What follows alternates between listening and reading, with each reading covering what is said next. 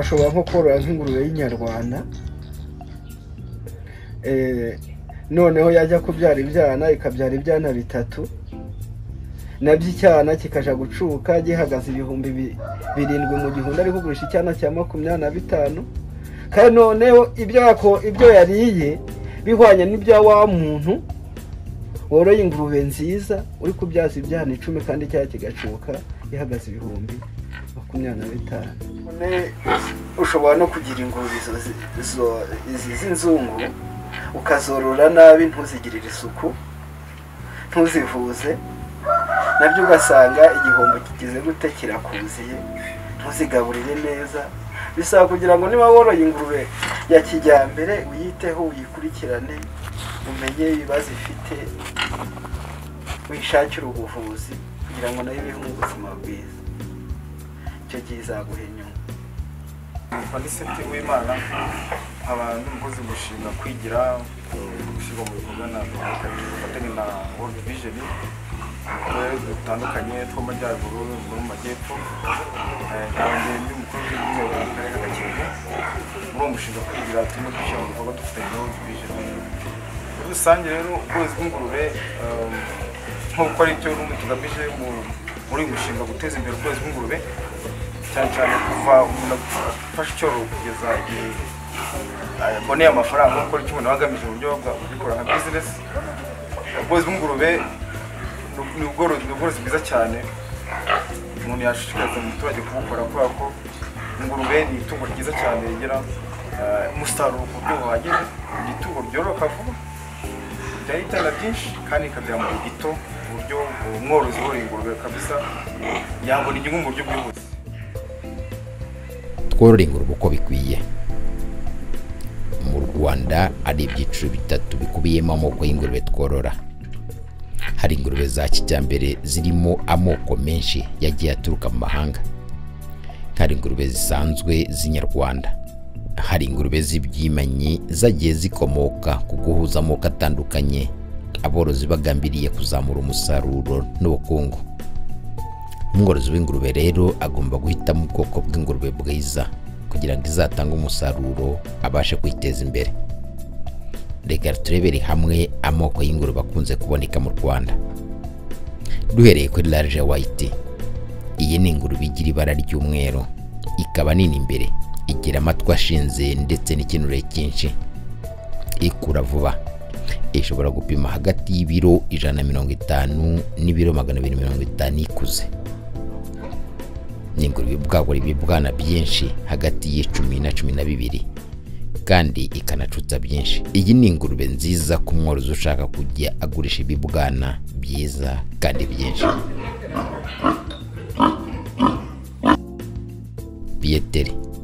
Pieteri ni ingurube igira ibara ry'umweru n'ibidomo by'umukara, ikaba nini imbere n'inyuma, bakunda kuvuga ko ifite amabuno.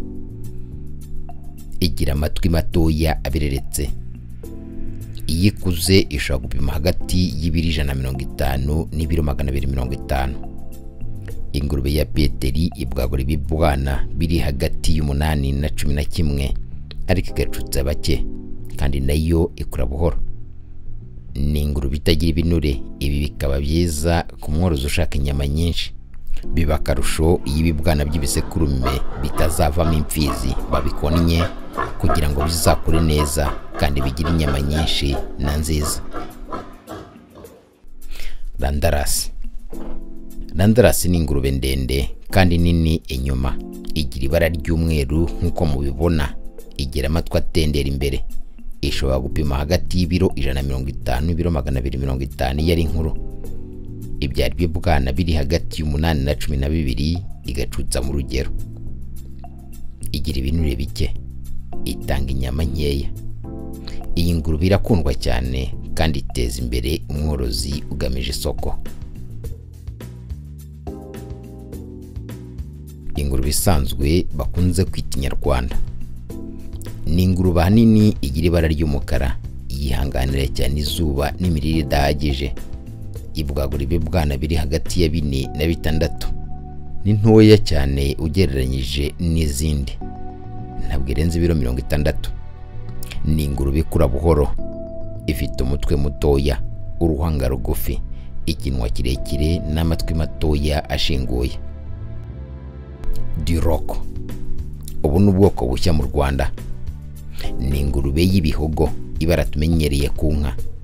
Ni ingurube itanga umusaruro mwiza ku nyama kuko ari ingurube ifite umubyimba muremure n'inyama nyinshi. Ingurube y'ikimanyi ni ingurube ivuka hagati y'ingurube z'amoko ya kijyambere cyangwa hagati y'ingurube y'inyarwanda n'indi yo mu bwoko bwa kijyambere. Zigira amabara avanze n'umusaruro ufitanye isano n'uw'amoko zikomokamo. Kugira ngo ubashe guhitamo neza ubwoko bw'ingurube wakorora, umworozi agomba kugena intego ye mbere yo guhitamo icyororo kugira ngo azabone umusaruro yifuza. Urugero, niba ashaka ingurube yatanga inyama nyinshi, ashobora guhitamo korora ikimanyi cya Landrace na Pieteri kuko azaba ahuje ingurube ndende ndetse n'ingurube ibyibushye inyuma ku matako itagira ibinure, izatanga inyama nziza kandi nyinshi. Iyo wageze igihe rero cyo kugurisha rwose ni ugukiriza ifaranga mu buryo bugaragara. Nkanjye nabahaye ubuhamya mwakumva ko hari amakabya nkuru. Natangiriye ku ngurube imwe ariko aho ngeze mwabonye ko ingurube 260 zirarenga. Izindi muri iyi minsi narazigurishije hirya no hino. Ni ukuvuga ngo Abanyarwanda kenshi bazi neza ko umuntu ushobora gutera imbere ari wa wundi w'umucuruzi, ari wa wundi ufite akazi ahembwa buri kwezi. Nibyo, ariko natwe ubwacu nk'Abanyarwanda twishatsemo ibisubizo nk'uko umukuru w'igihugu araho bivuga ko umuntu agomba kwigira. Byanga bikunda watera imbere, utera imbere nka wa mucuruzi. Ibyo akora nawe urabikora.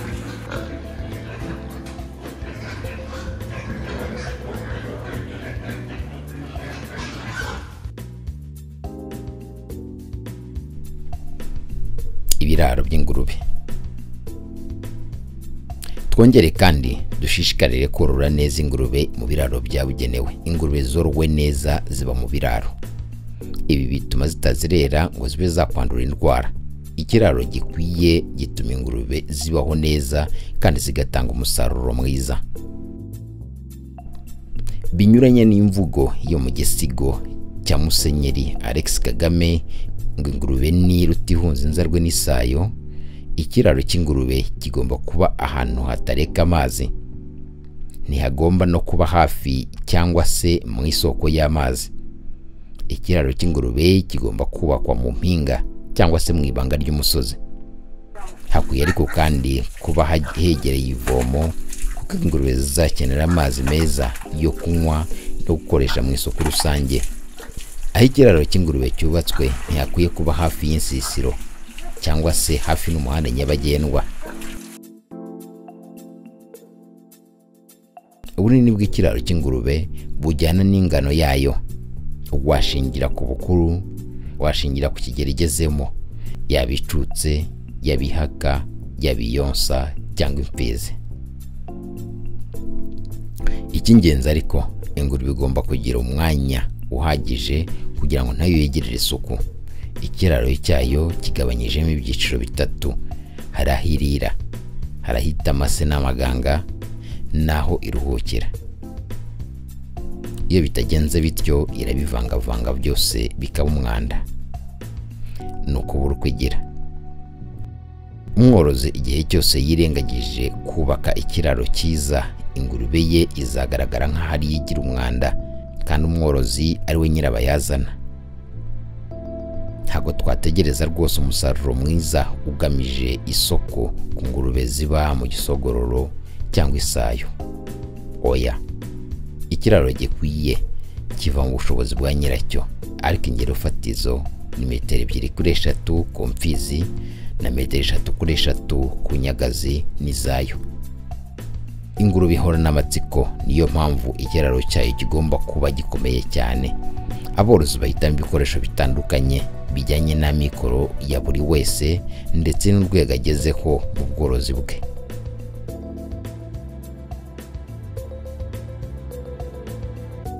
hari ibiraro byubakishije imbaho gusa.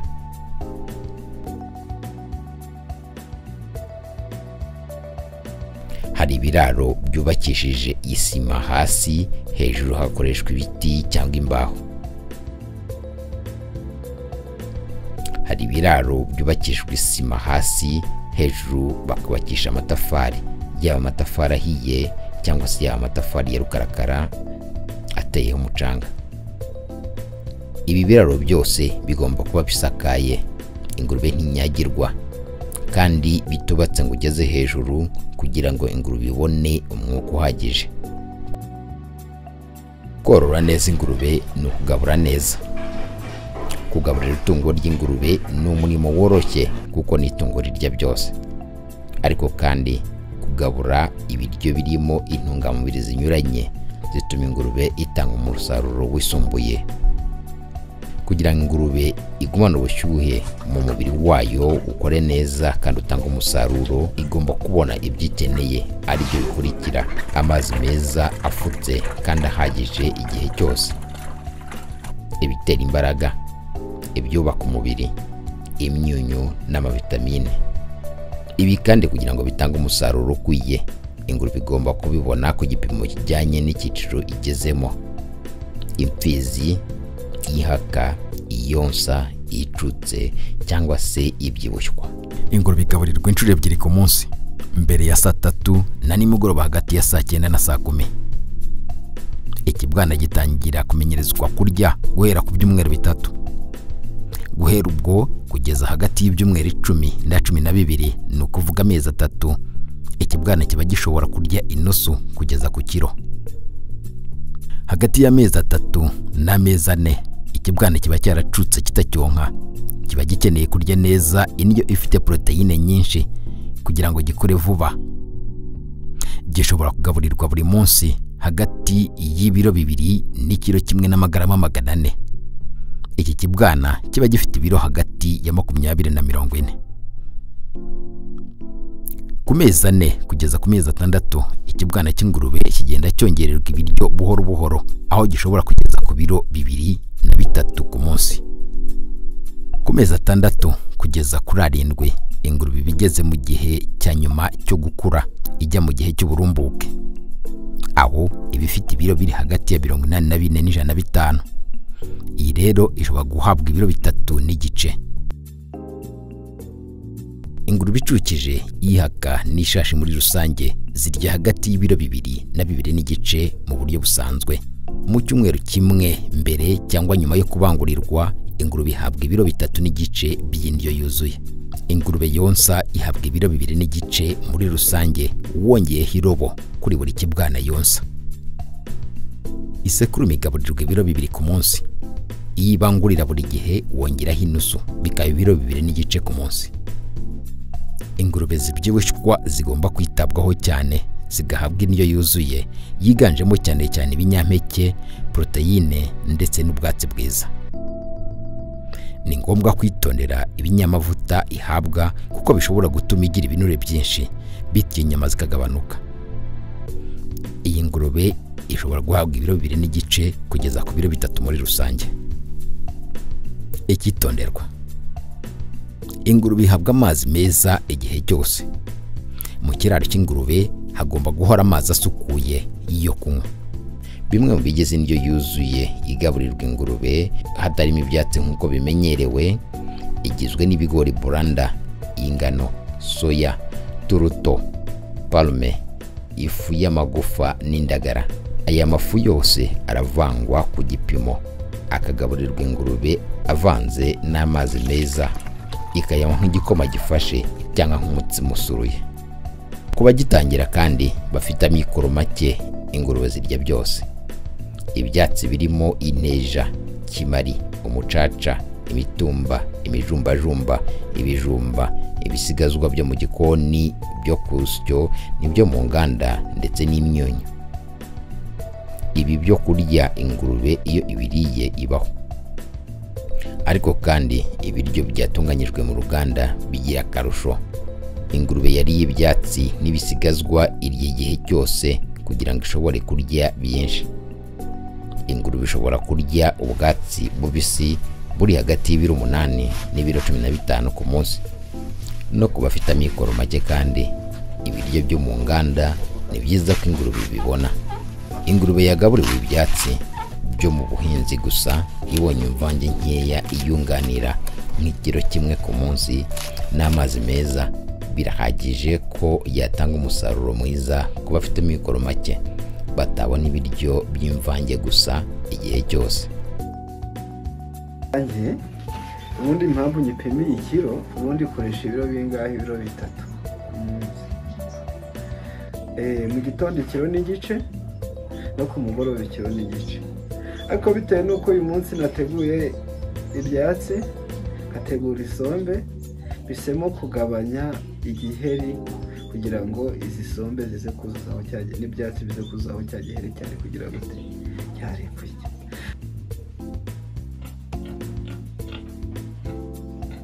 Umwe mu mirimo ikomeye yahinduye isura y'itungo ry'ingurube ni isuku. Isuku ni ingenzi, yaba isuku y'ikiraro,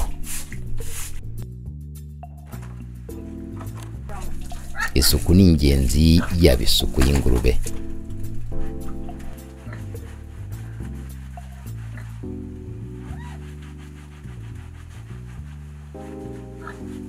Isuku ni ingenzi yaba isuku y'ibiribwa ndetse n'isuku y'amazi ingurube ikwiye kunywa. Nibigenda bityo ingurube izaba irinzwe imyanda yose ndetse n'indwara ziterwa n'umwanda. Isuku twavuga ko irinda umworozi w'ingurube igihombo kitagakwiye. Ngiye gukora isuku ingurube, kata amajagu, igikoresho cyabugenewe, nkatindura ifumbire. Nkatindura ifumbire, namara gukuramo ifumbire nkashyira ahabugenewe, namara kuyigezayo tunganya hasi ikiraro, mpoza ingurube, namara koza ingurube no kuyitegura no kuyikora isuku, narangiza nkumutsa ikiraro cyamara kumuka asasira. Namara gusasira neza n'ibyatsi byumutse bidatose, namara gusasira harigaburira ingurube ikabona ibyo kurya byayo. Niyo mirimo nkorera ingurube yanjye. Kimwe n'andi matungo, ingurube zigira indwara zitandukanye. Umworozi akwiye gutanga imiti y'inzoka buri gihembwe kugira ngo adinde anavura inzoka zose zateza ingurube indwara. Hakoreshwa ibinini cyangwa se gutera ingurube umuti mu rushinge. Imiti y'ingenzi mu bworozi bw'ingurube twavuga nka ivermectine, intrafere, nortase, penistroptemicine na oxytetracycline. Zimwe mu ndwara z'ingurube zanduza abantu iyo bariye inyama zanduye. Ni ngombwa ko umworozi yorora neza kugira ngo atazatanga umusaruro mubi w'inyama agateza igihombo abacuruzi b'inyama, kandi nawe bikaba byamugiraho ingaruka. Aborozi b'ingurube kandi bakwiye kumenya ko iyo ingurube zorowe hagamijwe isoko, umworozi agira n'izindi nyungu. Ubu noneho tugeze ku isaha ya 8 yo gutegura biogase. 8 mba dufite amase y'ibase, hazana ikidomora cy'amazi ashira mu kibumbiro cya biogase. Avanga amase neza, amase yanjye yamara kunoga abaye igikoma, yatoranyamo utuntu tw'ibyatsi twaba turimo mu yamase. Amase nkayohereza mu kigega, ngomba gutegura umuriro ndacanisha. Nk'igiti cy'ibihumbi 5 ntabwo wagicana mu kwezi, nagicanaga mu kwezi ngo menye igicana, ariko kubera ubu biogase cyane nk'inkeya mu bwo gucana inkwi, kandi akenshi ni gutegura ibyo kurya by'ingurube. Iyo ntashe saa sita haza nje guteka, fata ibyo kurya ndateka ndarya, nkatereka kuri biogase. Ngafata ibyo kurya by'ingurube zirurya nimugoroba, nkatereka ku mashiga asanzwe y'inka, nkateka nkayishiriza rimwe. Cyambere byangabanyirije inkwi, ikindi bigabanya imirimo. Guhitamo ubwoko bwiza bw'ingurube yo korora ni ingenzi. Ikiraro n'isuku yacyo niyo yuzuye, ibiribwa n'isuku yabyo, amazi meza, kuzirinda indwara no kwita ku bworozi muri rusange. Ingurube ni itungo ryiza ryo korora ku muntu ushaka gutera imbere, bitewe n'uko ribyara nibura kabiri mu mwaka kandi rikabyara ibyana byinshi, bityo bikaba ntaho bihuriye n'andi matungo mu kuzana umusaruro mu gihe cy'umwaka iyo yitaweho neza. Navuga ngo aborozi buriya b'ingurube twabashyira mu bice bitatu. Ngiye kubwanya nibyo nibwiye. Umworozi ugitangira ibyo yose agomba gukoresha utuntu duke kugira ngo muri icyo gihe aba atangiriye ku bintu bike, aba arimo kwiga uko bafata iryo tungo. Hakabaho umworozi ugeze naho ku ngurube zirenga 200, ubu nawe bari mu kindi gice, aba amaze kumenya ibyo akora. Uwo muntu rwose ntabwo ari umuntu ukwiye kubaho. Hakabaho n'umworozi mugari, umworozi warengeje ingurube 1000, wowe mbese ni nk'umuntu umaze gufata masters w'uyu munsi yenegeranije, abazi ibyo akora cyane kuko abazi uko bafata ingurube zihaka, abazi uko bafata ingurube zibyaye utwana gutyo kugira ngo zororoke zigere kuri uwo mubare. Urumva harimo ubumenyi bunini cyane.